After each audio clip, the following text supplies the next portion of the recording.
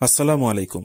বিশ্বের এক দেশ বা জাতির সঙ্গে অন্য দেশ বা জাতির যোগাযোগের জন্য বর্তমানে যে ভাষাটি সবচেয়ে বেশি ব্যবহৃত হয় সেটি হলো ইংরেজি। বিভিন্ন জাতি ও ভাষাগোষ্ঠীর মানুষের ব্যবহারের মধ্য দিয়ে ভাষাটি সমৃদ্ধ হয়েছে দারুণভাবে।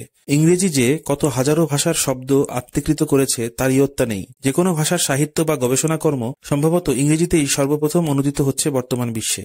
সমৃদ্ধ ইংরেজি ভাষার বেশ কিছু শব্দ কিন্তু এসেছে সংস্কৃত ভাষা থেকে। আরও অন্য কয়েকটি ভাষা হয়ে ইংরেজিতে প্রবেশ করায় শব্দগুলো এমনভাবে পরিবর্তিত হয়ে গেছে বা ইংরেজিকৃত হয়েছে যে শুনে সহজে বোঝার আর উপায় নাই যে শব্দগুলোর উৎস আসলে সংস্কৃত। সেরকম 10টি শব্দ নিয়ে আমাদের আজকের আয়োজন।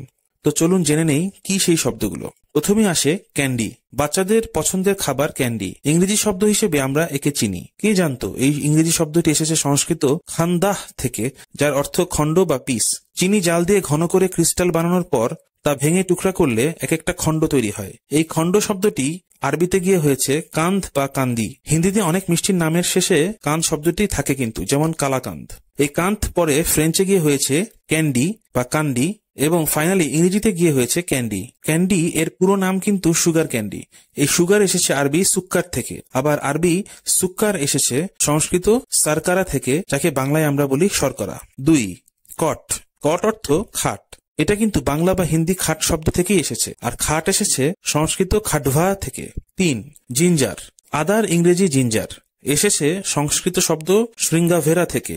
শৃঙ্গ অর্থ শিং আর ভেরা অর্থ শরীর বা বডি। আদার শরীরের বর্ধিত অংশগুলোকে এখানে শিংয়ের সাথে তুলনা করা হয়েছে। এই শৃঙ্গাভেরা থেকে প্রাকৃত সিঙ্গাবেরা, তারপর সেখান থেকে অন্য আরো কয়েকটি ইউরোপীয় ভাষা হয়ে ওল্ড ইংলিশে শব্দটি হয়েছে জিঞ্জিবার বা জিঞ্জিফার, সেখান থেকে ফাইনালি আজকের জিঞ্জার। 4. জ্যাকাল। জ্যাকাল বা জ্যাকেলকে বাংলায় বলা হয় খ্যাকশিয়াল।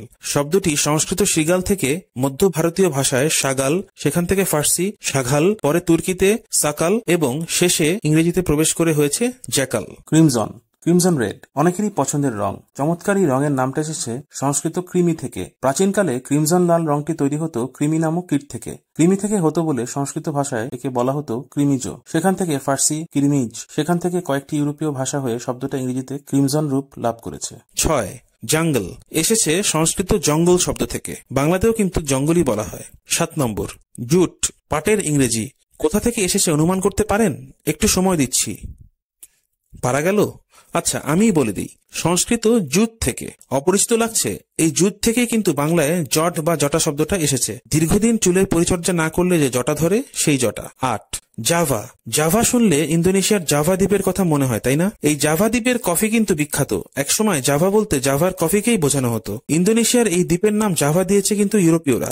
এর অতীত নাম ছিল সংস্কৃত ইয়াভা দিভা বা জাভা দিভা। ইয়াভা বা জাভা অর্থ জব বা বার্লি, আর দিভা অর্থ দ্বীপ বা আইল্যান্ড। জাভা আইল্যান্ড অর্থ হচ্ছে আইল্যান্ড অফ বার্লি বা জবদ্বীপ। বাংলায় একে জবদ্বীপ বলা হতো। 9 নম্বর লাইলাক। লাইলাক এসেছে ফার্সি নীলাক বা নাইলাক থেকে, যার অর্থ ব্লুইশ বা নীলাভ। আর নাইলাক এসেছে সংস্কৃত নীলা বা নীল থেকে। এই নীল বলতে গাঢ় নীলকে বোঝানো হতো। 10. রাইস। রাইস বা ধানের বৈজ্ঞানিক নাম অরাইজা স্যাটাইভা, তাই না? এই অরাইজা একটা ল্যাটিন শব্দ। এখান থেকে ইংরেজিতে রাইস শব্দটি এসেছে। কিন্তু ল্যাটিনে অরাইজা আসলো কি করে? এসেছে সংস্কৃত ব্রীহি থেকে, যাকে বাংলায় ব্রীহি বলা হয়। বহুব্রীহি সমাসের নাম মনে পড়ে গেল, তাই না? ব্রীহি মানে ধান, আর বহুব্রীহি মানে অনেক ধান আছে যার। প্রয়াত হুমায়ুন আহমেদের বিখ্যাত একটা ধারাবাহিক নাটকের নামও কিন্তু ছিল বহুব্রীহি। বহুব্রীহি সমাসেই আজকের পর্ব শেষ করছি। ভবিষ্যতে হয়তো অন্য সমাস নিয়েও আলোচনা করব। না, ভয় পাওয়ার কিছু নেই, সমাস নিয়ে আলোচনা করব না। সবাই ভালো থাকবেন, সুস্থ থাকবেন। আল্লাহ হাফেজ।